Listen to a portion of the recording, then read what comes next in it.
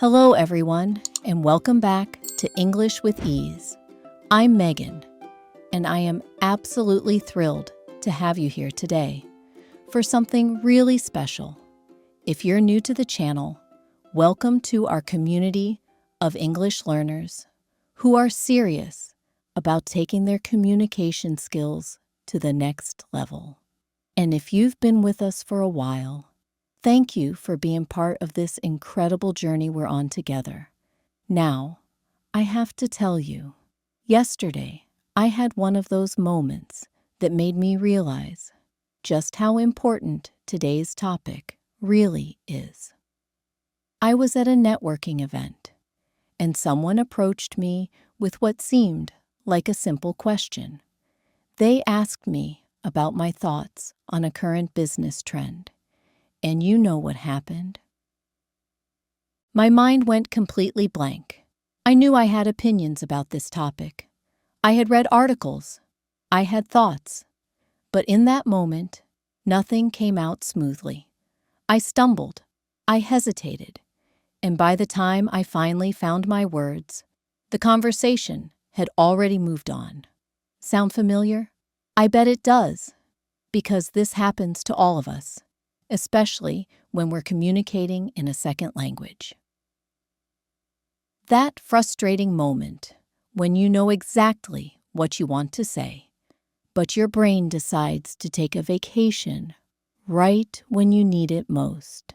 It's like having all the ingredients for a perfect recipe, but somehow forgetting how to cook when it's time to make the meal.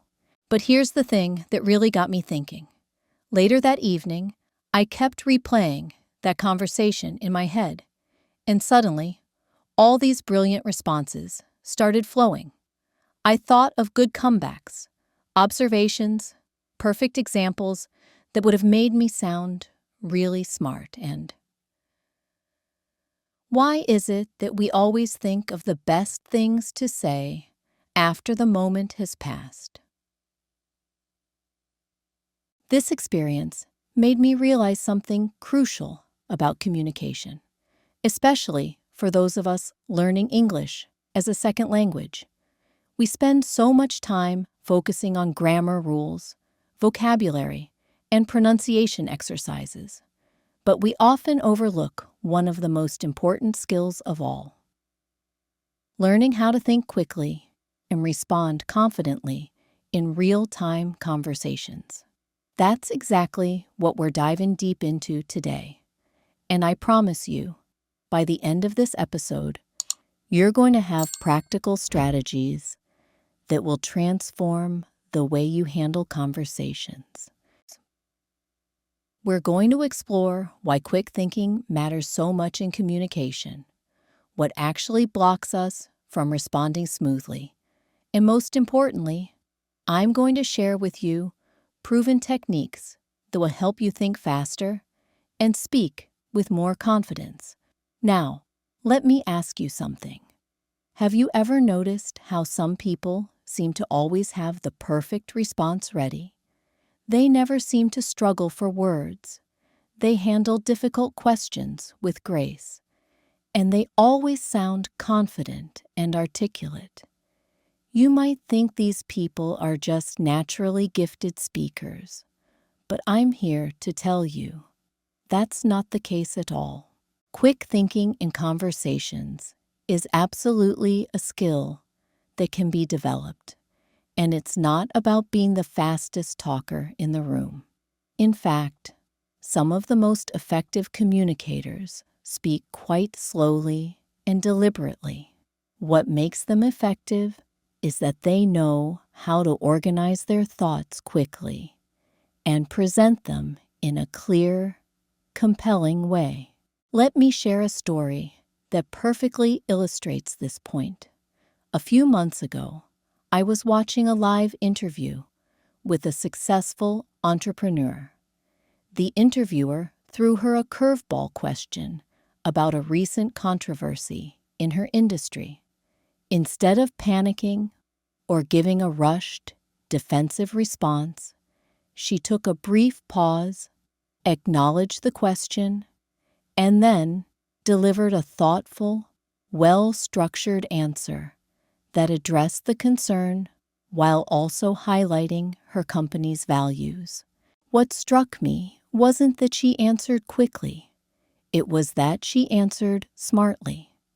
She had clearly developed the ability to process information rapidly and organize her thoughts in a way that served her message. And this, my friends, is exactly what we can all learn to do. The reality is, being able to think quickly and communicate effectively isn't just a nice-to-have skill. It's essential.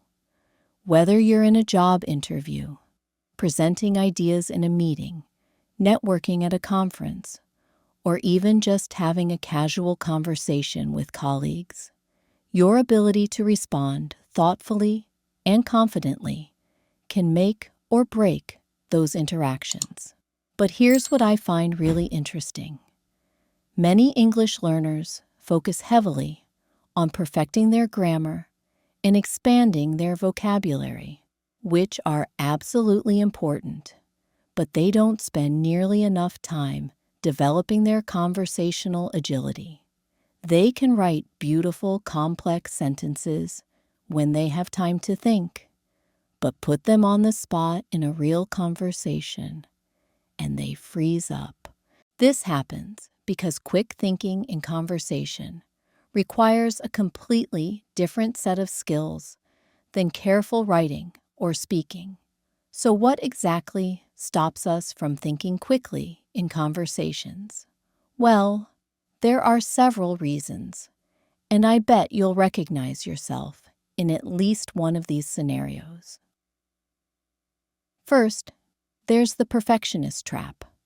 Many English learners, especially those who are naturally detail-oriented, try to craft the perfect sentence in their minds before speaking.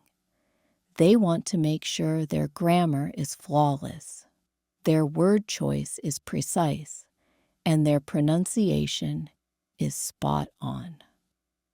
But while they're busy crafting this perfect response in their heads, the conversation has moved on without them. I used to fall into this trap all the time when I was learning Spanish. I would have these elaborate responses planned out, but by the time I was ready to speak, the topic had completely changed. It was incredibly frustrating, and it made me feel like I wasn't making progress, even though my actual language skills were improving. Then there's the fear factor. Many people, especially when speaking in a second language, are terrified of making mistakes or sounding foolish.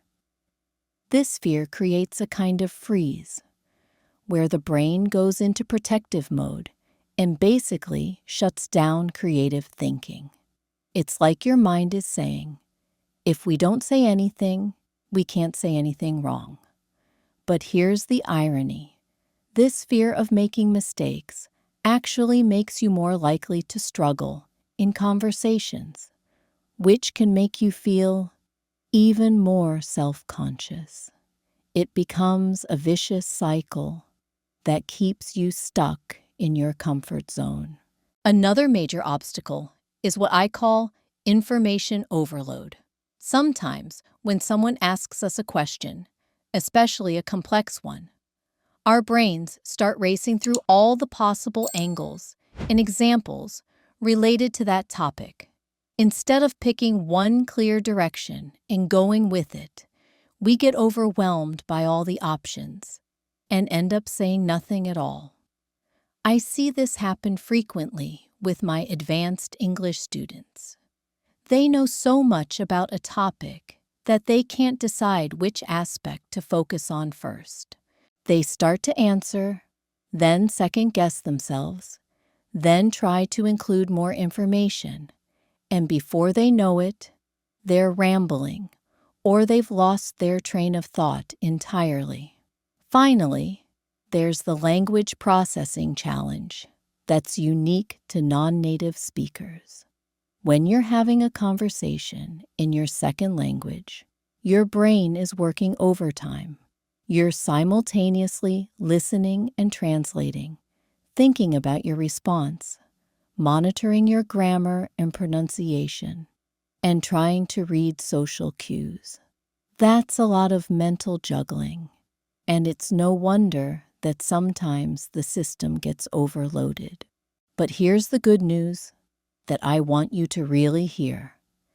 Every single one of these challenges can be overcome with the right strategies and consistent practice.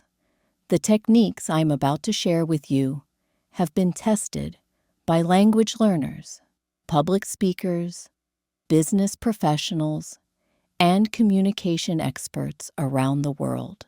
These techniques aren't theoretical concepts that sound good on paper, but don't work in real life.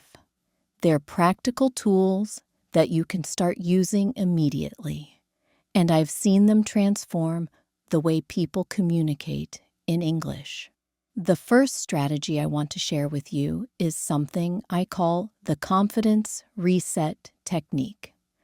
This is all about managing that initial panic response that happens when you're put on the spot. You know that feeling when someone asks you a question and suddenly your heart starts racing, your palms get sweaty, and your mind goes completely blank. That's your fight or flight response kicking in, and it's the enemy of clear thinking. Here's what I learned from my public speaking coach several years ago. When you feel that panic starting to build, the most important thing you can do is buy yourself a few seconds to reset your nervous system. This doesn't mean standing there in awkward silence. Instead, you use what I call bridge phrases while your brain catches up. For example, if someone asks you a complex question about your work, instead of diving in unprepared, you might say something like, "That's such an important question," or, "You know, that's something I've been thinking about a lot lately." These phrases acknowledge the question, show that you're engaged, and give your mind a moment to organize your thoughts. I remember using this technique during a particularly challenging job interview. The interviewer asked me to describe a time when I had to handle a difficult situation with a team member. Instead of panicking, I said, "That's a great question, because teamwork is so crucial in this role." Those few extra seconds allowed me to think of a specific example and structure my response properly. The second technique is what I call strategic preparation, and this is where you can really start to build your confidence systematically. Most people think that being good at spontaneous conversation means you should never prepare, but that's completely wrong. The best conversationalists I know are actually incredibly well prepared. They just don't sound like it. Here's how this works. You start by identifying the types of conversations you find yourself in regularly. If you're a student, you might often discuss your studies, your career goals, or current events. If you're a professional, you might frequently talk about your industry, your projects, or market trends. Once you identify these common conversation topics, you can prepare flexible response frameworks. I don't mean memorizing scripts, because that sounds robotic and doesn't work when conversations take unexpected turns. Instead, you prepare key points, examples, and transitions that you can adapt to different situations. It's like having a toolkit of conversation components that you can mix and match as needed.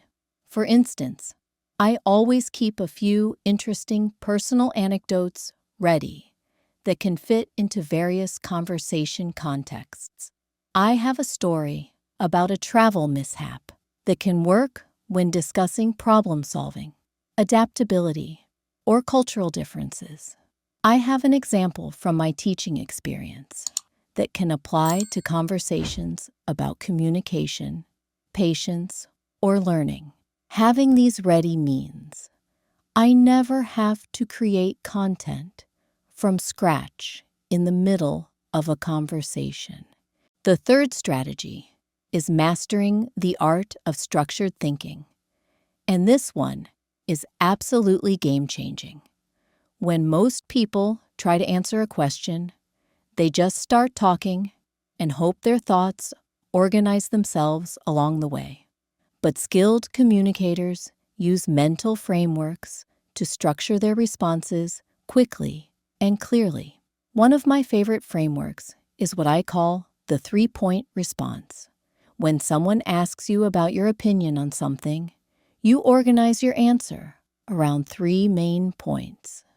You might say, I think there are 3 key aspects to consider here, and then briefly outline what those 3 points are before diving into each one.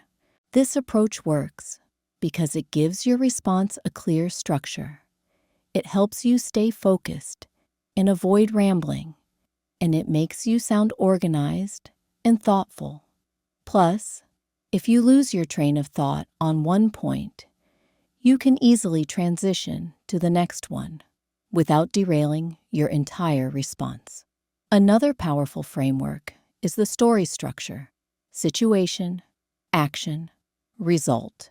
This works particularly well when someone asks you to describe your experience with something.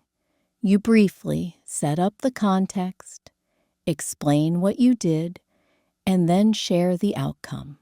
This framework is incredibly versatile and can be adapted to almost any experience-based question. Now, let me share something that might surprise you. One of the most effective ways to improve your conversational agility is to practice something I call active listening with intent. Most people think listening and speaking are separate skills, but they're actually deeply connected when it comes to quick thinking. When you listen actively and strategically, you're not just waiting for your turn to talk. You're identifying key themes, picking up on emotional undertones, and looking for connection points between what the other person is saying and your own experiences or knowledge. This kind of listening gives you multiple entry points for your response and makes the conversation feel more natural and connected. I learned this technique from watching skilled interviewers. They never seem to struggle with follow-up questions because they're listening for specific things: emotions, contradictions, interesting details, or connections to broader themes. They're essentially collecting conversation fuel while the other person is speaking. But here's where it gets really interesting. There's a technique I use that I call the bridge and pivot method, and it's particularly useful when you want to redirect a conversation or when you're asked about something you're not entirely comfortable discussing. The bridge part is where you acknowledge what was said and show that you were listening. The pivot is where you smoothly transition to something you do want to talk about or feel more confident discussing. For example, if someone asks you about a topic you're not familiar with, you might say, I haven't had much experience with that specific area, but what I have noticed is, and then pivot to something related that you can speak about confidently. This technique has saved me countless times in professional situations where I didn't want to admit ignorance, but also didn't want to fake knowledge I didn't have. It's honest, it keeps the conversation flowing, and it allows you to contribute meaningfully, even when you're outside your comfort zone. Another crucial element of quick thinking is learning to embrace imperfection strategically. Sometimes the most engaging and authentic responses come from acknowledging when you're thinking through something in real time. So there you have it, my friends. We've covered so much ground today, from understanding why our minds freeze in conversations to mastering practical techniques that will transform how you communicate. Remember that networking event where I stumbled through that simple question? Well, just last week, I found myself in a similar situation. And this time, I used the confidence reset technique we discussed. I acknowledged the question, took a breath, and delivered a response I was actually proud of. The truth is, thinking fast and speaking smart isn't about being perfect. It's about being prepared and confident in your ability to navigate any conversation that comes your way. Whether you're using bridge phrases to buy yourself time, preparing flexible frameworks for common topics, or embracing those imperfect moments that make you human, you now have the tools to handle whatever comes next. I'd love to hear about your experiences using these techniques, so drop a comment below and let me know how it goes. If this video helped you, please give it a thumbs up and subscribe for more English learning content. Until next time, keep practicing, keep growing, and keep making those conversations count.